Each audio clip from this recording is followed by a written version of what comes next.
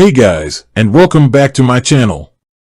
Today, I'm going to show you how to export transactions from Commonwealth Bank. This is a great way to keep track of your finances and to see where your money is going. Before we get started, I want to take a moment to talk about the importance of financial literacy. Financial literacy is the ability to understand and manage money. It's a skill that everyone should have, regardless of their age or income level. There are a number of resources available to help you learn more about financial literacy. You can find books, websites, and even classes on the topic.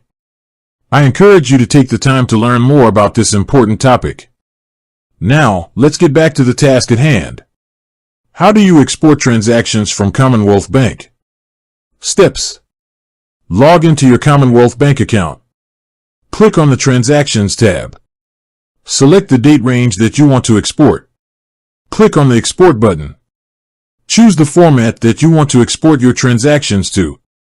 Click on the Save button.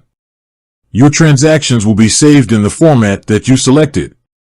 You can then use the file to import your transactions into a spreadsheet or other financial software. Additional tips. You can export transactions for a specific account or for all of your accounts. You can export transactions for a specific category, such as food or rent. You can export transactions for a specific date range, such as last month or this year.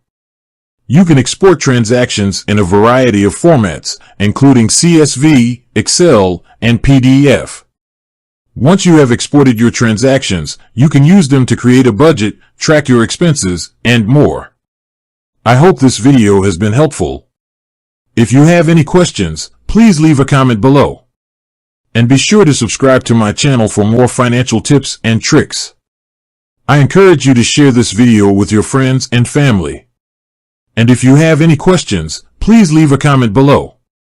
I hope you found this video helpful. If you did, please give it a thumbs up and subscribe to my channel for more videos like this. Thanks for watching.